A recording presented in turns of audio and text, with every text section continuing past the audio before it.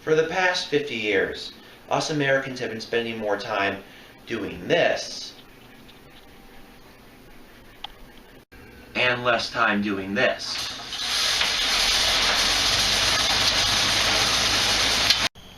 Or this.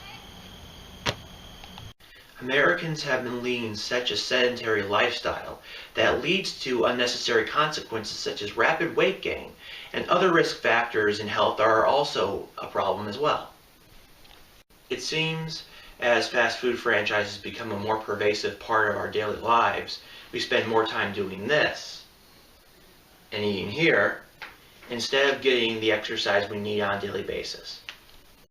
It seemed that by the 1980s, each form of exercise was displaced by television consumption becoming a prominent role in American lives.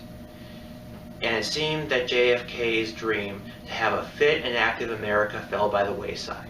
However, there was one person, Arnold Schwarzenegger, who tried to open a youth fitness consortium. It was his goal to have governors sign off on his youth fitness campaign. However, he encountered a lot of apathy on the part of many people and politicians. In fact, the only governor that wouldn't sign his fitness proposal was Bill Clinton, who didn't even make it to the scheduled appointment that they had. With the expansion of television's relevance in the marketplace, there were new demographics popping up that had never existed before, such as preteens, and other groups that actually became more involved with television.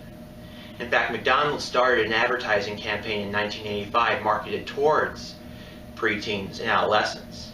But the group that was probably more consumed by a sedentary lifestyle of watching television were minorities. And minorities largely found themselves in this predicament of watching TV at a greater rate than other groups because they lived in dangerous neighborhoods where it was difficult to go outside and do much activity. In fact, a lot of mothers argued by the logic that my son or daughter may not get that much exercise or may not get that much of an ability to work out, but keeping them inside at least keeps them safe, even if television is the only thing they have to engage themselves with. Go. Exercise physiologist Larry Tucker at one point surveyed over 8,000 men and women, and he discovered that Americans lead predominantly sedentary lives. But he discovered that of the 33% that lead sedentary lives and are inactive, happen to engage in more than 4 hours of television consumption each day. It wasn't just people across America that were getting hit hard by obesity, but public schools as well. It turns out a survey taken by the Department of Education in 1980 that half of juniors and seniors in high school didn't take any physical education. And many public schools, including 40% of them, perceived this as leading to a decline in their programs. Not only were Americans less disciplined in their exercising habits, but also federal organizations that were assigned to keep Americans in good shape were too.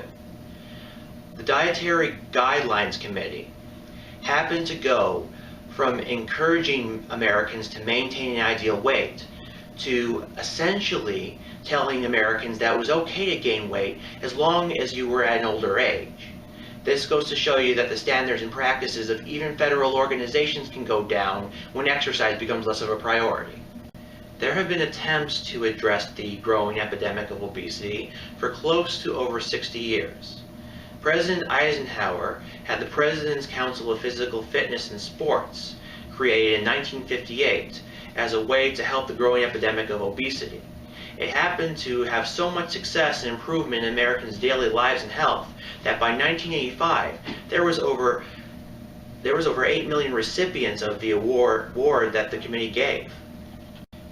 In short, while there has been an initiative to combat the growing epidemic of obesity, and while Americans have tried to stop their sedentary lifestyles, there is still much to be done as we progress. But if we learn history, then we won't be doomed to repeat it.